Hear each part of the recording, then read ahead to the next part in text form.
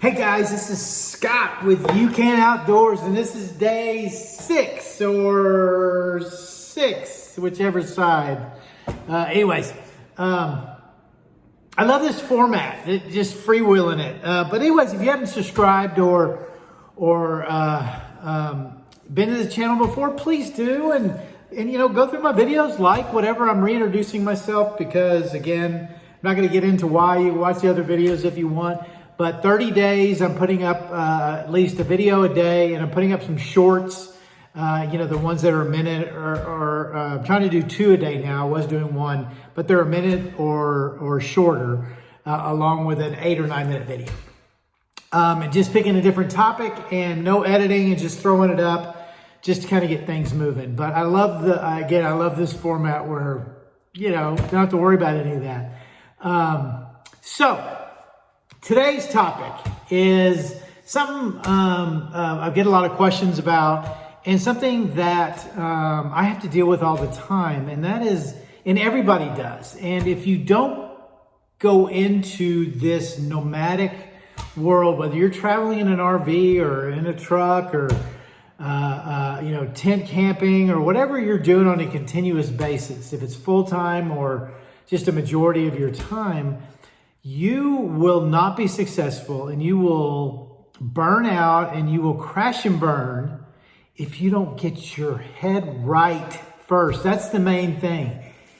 If you can push through, if you're strong enough to push through some physical challenges and comfort challenges, and that's what's going to so help you with the mental challenge, because that's being uncomfortable. This when we start reaching and seeking for those things that are convenient, which comes from living, in a one place and in one area, and living just this one daily life over and over again. And so anytime there's a stress or any kind of discomfort or whatever, you're reaching or going to get whatever to make that go away.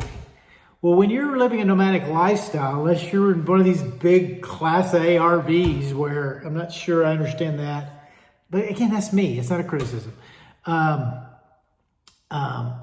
You just don't have that ability. I mean, you're going to be uncomfortable, and your comfortable needs to accept the uncomfortableness and the emotional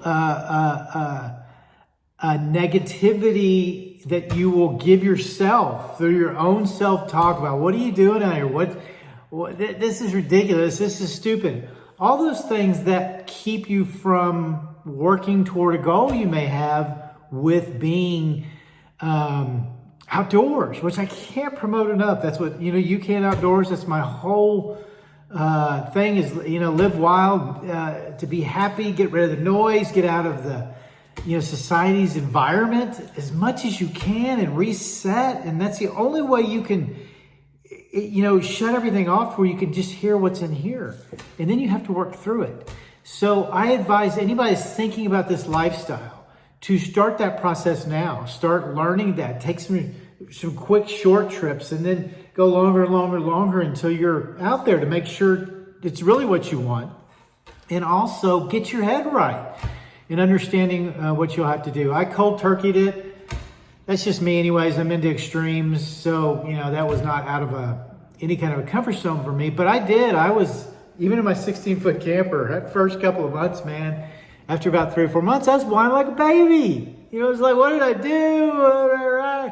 I mean, you go back and look at my videos, embarrassingly so. But, that's just, again, the mental is big. I had a lot of issues in my life, as a child, traumatic, adult,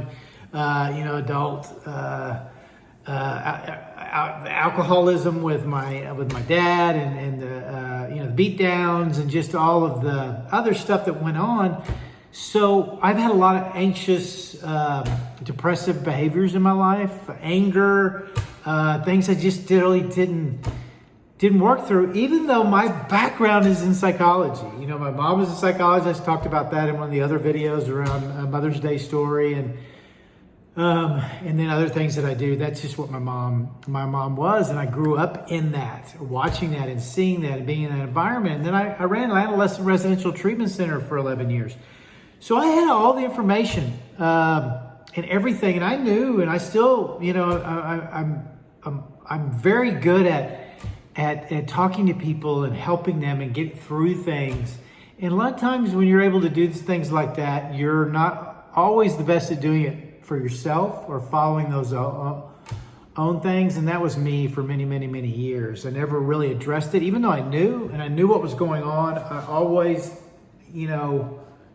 I never did the work, because I didn't think I needed to, because I thought I had all the information. So it wasn't until I found the outdoors and found hiking and all that I started, the noise shut off, and all that stuff that I knew